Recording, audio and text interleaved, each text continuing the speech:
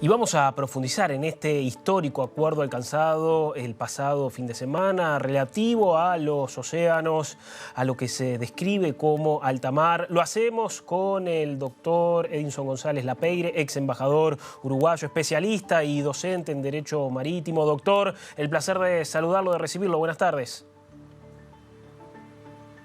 Lo mismo digo, Pablo, un gusto estar con ustedes y quedo a la orden. Doctor, ¿cómo explicar la importancia de este acuerdo que se alcanzó en las últimas horas? Bueno, yo creo que constituye un hito muy importante en la evolución del derecho internacional marítimo, por cuanto la Convención de Derecho del Mar de Kingston, Jamaica, ya llevaba 40 años y requería necesariamente una regulación de todo lo relativo a la protección de los océanos. El año pasado se efectuó a esos efectos una conferencia en Lisboa que fracasó.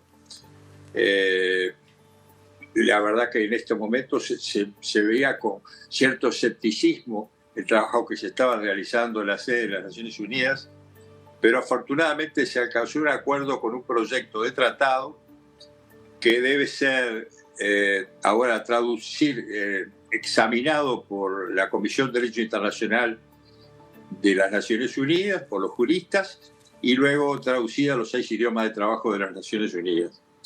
Yo creo a ciencia cierta que era muy importante por el deterioro que se está produciendo en los océanos, que como bien dijo la expositora, implica el 70% de la superficie del planeta Tierra, por el deterioro generado no solamente por la contaminación, sino también por la utilización abusiva de los recursos, por la sobrepesca. Es decir, hay especies que están siendo afectadas duramente por una sobrepesca no regulada en los océanos, que debe ser perfectamente controlada para evitar que las especies comiencen a extinguirse. Creo yo que se ha dado un gran paso muy importante y sobre todo hay algo que es muy relevante a destacar, y es la circunstancia de que tanto Estados Unidos, con una cantidad muy importante, 6.000 billones de dólares, como la Unión Europea, con un aporte menor, están dispuestos a participar en este emprendimiento que requiere obviamente una gran infraestructura, porque no se trata solamente de establecer un ordenamiento jurídico como el que va a resultar de este tratado, sino que es necesario establecer los sistemas de control. El gran problema que existe en la actualidad es la carencia total de un control adecuado de lo que está sucediendo en los océanos, precisamente por esa utilización abusiva y por la acción contaminante que muchos estados están ejerciendo de manera muy severa. ¿Es el acuerdo más trascendente en materia de océanos desde aquel del año 1982, desde la Convención de la ONU sobre el Derecho del Mar? Efectivamente, yo tuve el privilegio de ser presidente alterno de la delegación uruguaya que negoció la Convención de Derecho del Mar, y ese fue un largo proceso que nuestro país inicia en el año 1969 con un decreto del presidente Pacheco de 3 de diciembre de ese año, por el cual se extendió la jurisdicción marítima de nuestro país hasta las 200 millas. Eso dio lugar a que otros países también lo hicieran, generando toda una controversia con las potencias marítimas que querían que los mares fueran libres para seguir utilizándose de la manera en que lo estaban haciendo en ese momento, de manera totalmente arbitraria y abusiva.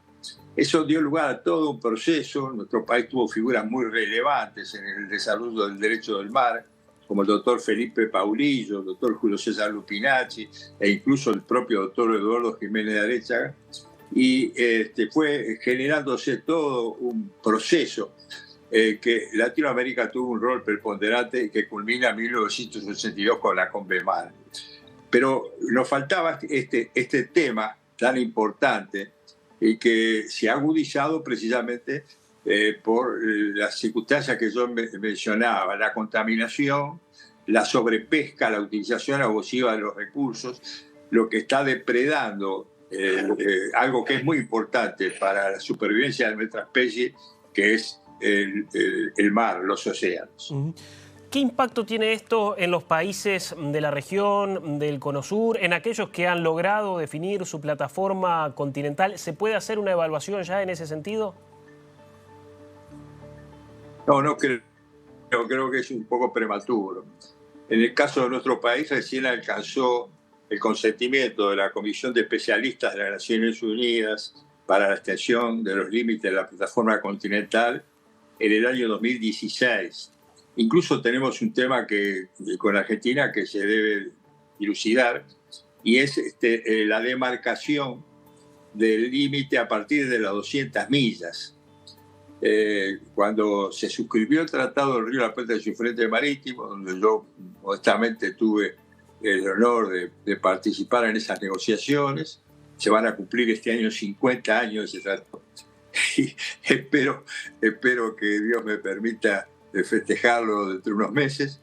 Lo cierto es que se acordó en el artículo 70 del tratado el límite lateral marítimo con la República Argentina, pero se hizo solo hasta las 200 millas la demarcación. Recuerdo que intervino por Uruguay el ingeniero geofísico y capitán de navío Edmar Pigney, y demarcó el límite lateral marítimo de nuestro país hasta las 200 millas. Pero sucede que la Convemar preveía en los artículos 72, creo, 72 y siguientes, todo lo relativo a la plataforma continental. Y ese fue un proceso que se inició en nuestro país para procurar establecer los límites en el año 2009, que culminó en el año 2016. Lo mismo sucedió con Argentina. Entonces, si bien el límite lateral marítimo está establecido entre Argentina y Uruguay, no está demarcado, no se ha fijado en las cartas geográficas a partir de la milla 200 hasta las 340 y pico, que es donde llega la plataforma continental de ambos países. Y por cierto, no es el único asunto sin resolver en la materia por parte de los gobiernos de Uruguay y de Argentina. Hasta el día de hoy sigue estando pendiente la solicitud del gobierno uruguayo de dragar a 14 metros su canal de acceso al puerto de Montevideo, algo que todavía no recibe el beneplácito por parte del gobierno argentino. Efectivamente, los artículos 17 y siguientes del Tratado del Río de la Plata establecen que la parte que proyecta la construcción de un canal o la modificación significativa de los ya existentes deberá presentar ese proyecto ante la Comisión Administradora del Río de la Plata, la que deberá determinar en un plazo de 30 días si el mismo puede causar perjuicio sensible al régimen del río o a la navegación.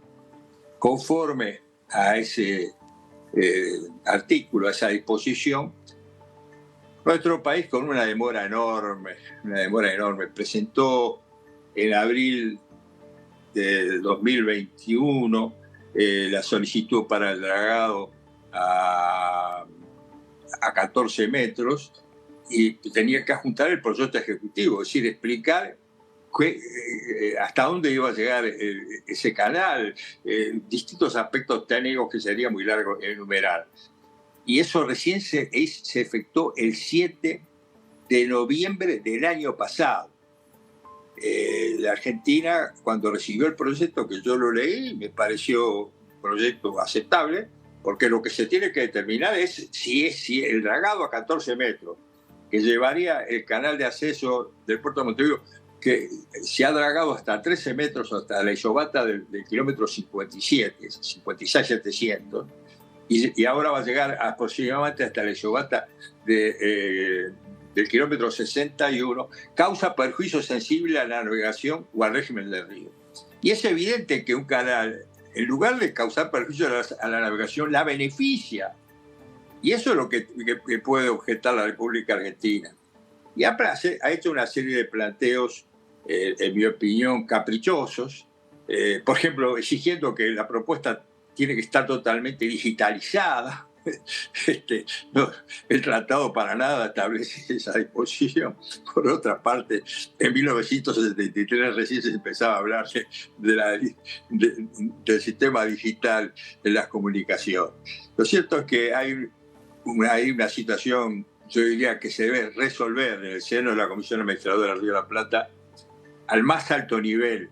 No creo que, dado el clima que se ha generado por este tema y por otros dentro de la Comisión Administradora del Río de la Plata, no creo que se den las condiciones para alcanzar un acuerdo en este tema, que el presidente de la República, el doctor Luis Alberto Lacalle Pou, cuando era diputado en el año 2013, en una solicitud de informes al Ministerio de Relaciones Exteriores, cuando habló del dragado a 14 metros, dijo que era algo prioritario en la política exterior del país.